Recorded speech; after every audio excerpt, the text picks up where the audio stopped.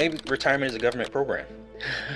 You've been programmed by the government to think that maybe it is. Well, I mean, for taxes and everything that we do, everything that we work towards, everything that we do as far as taxes, how we're able to set money aside, it's a program that we're in, that the government allows us to participate in, and we're programmed to think that we can't retire or have the lifestyle we want until we've given the government everything that we can, or giving the government our best years. The word retirement is a little outdated. What you should be striving for is financial freedom. My name is Darius. And I'm Carmen. By the end of this video, we are going to share with you the differences between retirement and financial freedom so that you can make sure when you decide to leave your job or sell a business, for example, you have enough money to sustain your lifestyle needs. Now, before we jump into the video, make sure you subscribe to our channel and hit the notification bell to be notified when we post new videos. Now let's jump into just having a conceptual talk about retirement, right? So back in the day, retirement was introduced into our systems because companies essentially needed to pay the elderly to go away. To step aside. You know what I mean? Like it's time for you to step aside. And then for whatever reason, it has been evolved into this. When I retire, I'm going to go sit down and sit on my recliner for the rest of my life. So what we don't want you all to do is think of retirement as like the end of your life. Retirement means so many different things to people these days because you find people are retiring earlier and earlier. And in fact, we've retired from corporate America. You could say that, but that doesn't mean that we're sitting around not doing anything. So really, when you think about retirement, it's having enough money to sustain your lifestyle so you can do whatever it is that you want to do. If you want to sit on that recliner, no judgment, but at least have enough money stacked up so that's not your only option. Do you see the difference? Right. Yeah. Yeah, I agree. And the reason why it's outdated is because back in the day, it used to last your entire life. And now it doesn't necessarily do that. No, it doesn't. Financial freedom allows you to do what you want with your time for however long you want to do it. Mm-hmm. And really what we're talking about, if you're new to the Wealth Nation channel, we talk about this all the time, the difference between a nest egg and cash flow. So a nest egg is synonymous with retirement, I would say, right? Because you put all of your money in a retirement account, and then when it comes time for you to retire,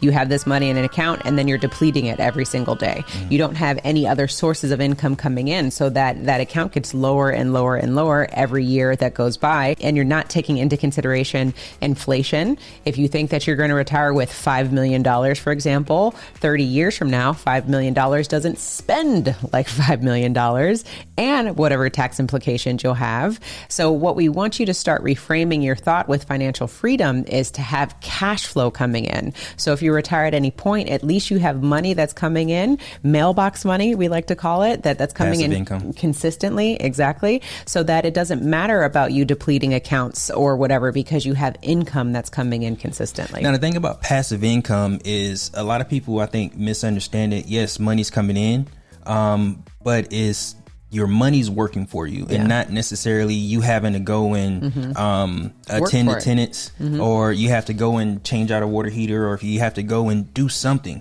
If you're in real estate, if you're in real estate, that's not passive income. That's active income, because you're having to actively do something. Passive income is when the money comes in because your money's out working for you. Now, with that said, where are you on the financial freedom scale?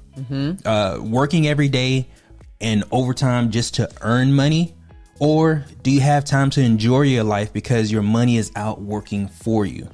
Which one are you? Like, stop, take a moment, ask yourself, are you working every day for a paycheck, or is your money working for you? Meaning you have the time, you can wake up at any time you want, you can go get a Starbucks coffee at your leisure, you can go read the news, watch the news, or read an article. You have time, right? So there's a big difference. And what we want you all to start thinking of is to get on this side of the scale, which is the financial freedom side of the scale. And in this video, that's what we're going to talk about today. And they're just opposite poles of one another. So is the nice thing about that is you can slide that scale, you can work towards getting to the other side as you have clarity on what you're attempting to do as far as financial freedom. Now, when we talk about what you're attempting to do, what are you willing to do to get financial freedom? Do you spend your time getting more hours at work, working overtime? Or are you spending your time managing your finances, understanding your flow of money so that you have more money to invest, so that you have more money to make more money? Yeah, and I don't want to go through this one point that you're saying quickly. Like, let's really dive into this, because really the differences that we find that successful people do with their money is they take the time to understand money. They take the time to understand the money game. So if you are out playing the game and don't understand the rules, meaning you're out working, trying to make a buck, that means that you're not understanding the rules of money. Right. So when we talk about the hours that you're spending, if you have a job, for example, and you're working 40 hours a week, and then you start working overtime, for example, those hours that you're taking to continue to work for somebody else and not make your money work for you, you should be taking those hours so that you can start figuring out, one, how do I better manage my finances so I can get it organized, and then take that money so I can start investing and creating some sort of passive income. We are not saying at any point you're just going to make $1 million off the bat, but you have to start somewhere. And in order for you to create that financial freedom, it's going to take time. It's going to take discipline. And that's where it comes into that question is, what are you willing to do? What sacrifices are you willing to take in order to make that happen? Because if you guys know, Darius and I had over 6 figures of credit card debt.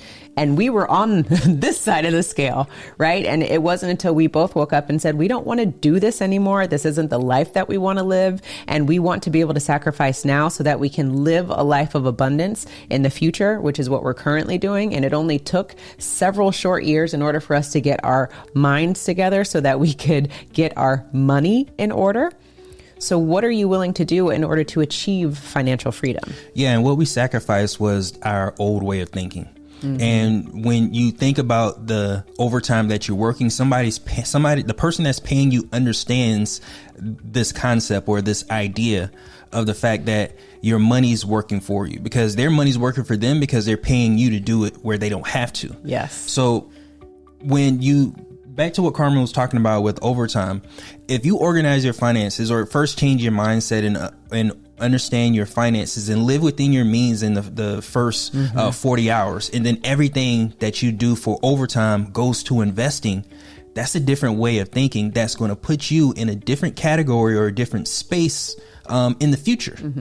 Yeah, and we're not saying like you have to go out and start businesses or do anything like that. We're just saying work with what you have. Work with what you have. And one thing that what we didn't say is that the only reason why you're working overtime, let's be real, is because you're not managing the money that you make during the 40-hour time frame, right? You're working overtime because you need more money because the 40 hours a week isn't managed. And if it isn't managed, that's why we need more money. But it's never about needing more money. It's just about needing the education and needing the organization and the structure so that you can manage the money that you do have. Because once you get more money, that just makes the bleeding worse. Yeah. Right? Because you get more money and you haven't managed any of the money that's coming in. So now you're in this vicious cycle, which is why we call it the rat race. And we're not pointing fingers or judgment. This is something that we lived as well because we like those overtime payments. And then we realized, wait, we're paying more in taxes. How does this work? We didn't understand the system. So we hope today that we're just giving you enough information so that you can start empowering yourself to do something for yourself. And start living a life of abundance. Are you looking for a life insurance policy specifically designed to help you accomplish your financial goals? And if you have a policy or if you're looking for more education, would you like to be a part of a community with like-minded individuals who are all using life insurance to accomplish their financial goals? If so, click on the link below. We would love for you to join the Wealth Nation Money School. What we really want you to do is we want you to first see the vision and kind of open your eyes to the information that's available to you, because it's all around you. It's all around you, and the things that you do, your income, your bank account is telling you, we're telling you, the ads you see on social media is telling you where you are and what you're attracting to yourself.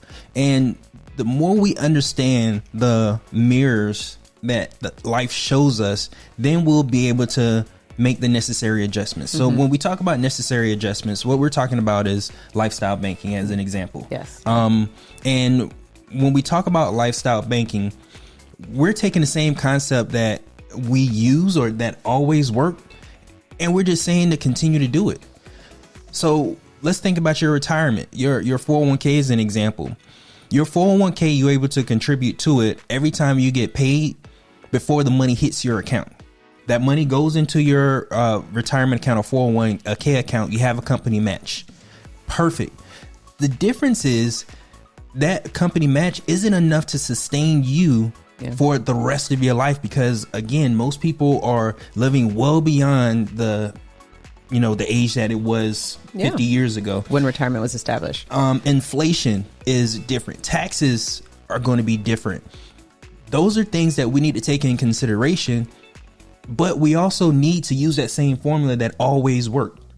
You get paid, you put money aside for your future, put money aside to invest.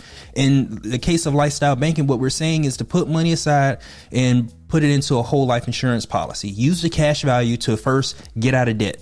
The reason why we say use that cash value to get out of debt first is because the interest payments that you're making is killing most people. Most people are being killed by the interest rates that's going away from them. But once you make those payments back to yourself, you get to realize that income that was leaving your house, and you get to put that money, additional money, to work for more money. That's the whole idea, concept behind why we say use whole life insurance, because again, you have a compound interest rate on top of the fact that you're paying yourself back principal and interest on your debt, and you're investing and earning interest on top of that. So it's a win-win situation, and this is how you rig the game in your favor. And at the end of the day, what we're just trying to teach you all to do is to educate yourself to understand what financial products, what resources are out there for you, so that you can really start getting ahead of the game. Because we've already told you one super nugget, and that is stop working overtime, organize your finances so that you can take the money, use it responsibly to then put it in a whole life insurance policy, for example, or other financial products that are going to serve you to help you on your mission to create passive income, so that you can, instead of retire, create financial freedom. And you can have financial freedom at any age, right? And you don't have to wait till 60 in order to have financial freedom. Right. And if you want to, you said stop doing overtime. If you want to do overtime, but just put that money aside for you to invest and make more money. Have it serve a bigger purpose than the fact that you consume and can't maintain your lifestyle in your normal working hours.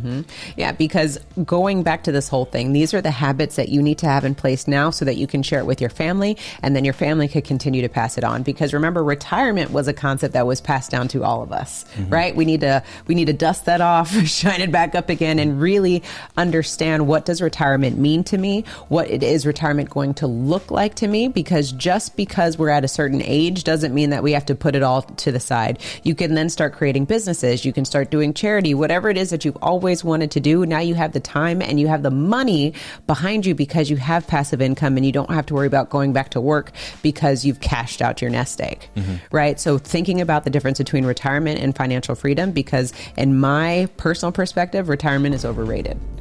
I want financial freedom because financial freedom is going to allow me to live the lifestyle that I desire, and I'm going to have the income consistently coming in to sustain it and pass it. Right. And with retirement, you don't have to wait for a certain age. Exactly. You have to wait to a certain position of being able to have your money work for you. This is not an age limit or age requirement for financial freedom. Exactly. It is for retirement. I'm so glad that you said that, because retirement is the passive play to get permission to walk away, right? Because and what I mean by that is the passive play of just the sense of, I'm going to work X amount of time, X amount of years, so that at one point, maybe I can retire. Whereas financial freedom is taking control of that process so that you dictate when it comes time for you to retire. Well, maybe retirement is a government program. You've been programmed by the government to think that maybe it is. Well, I mean, for taxes and everything that we do, everything that we work towards, everything that we do as far as taxes, how we're able to set money aside, it's a program that we're in, that the government allows us to participate in, and we're programmed to think that we can't retire or have the lifestyle we want until we've given the government everything that we can or giving the government our best years. You know what I mean? We should have led with that. We went all the way to the end of the video to drop that nugget. That's dope. That's exactly what it is. Mm-hmm. That's exactly what it is. Now, what we want you to understand, we're going to leave you with this quote, and this is in the book Think and Grow Rich that Darius and I are currently reading. This is something that we continue to read to get more inspiration, motivation, and knowledge, is that both poverty and riches are the offspring of thought. So it's up to you to make the decision of which path you'll take. And that's really what we're talking about. This whole video is the difference between retirement and financial freedom. It's the offspring of thought. So it's up to you to determine how you make this work, how you want it to operate, and how you are going to own your own lifestyle. Or someone else will.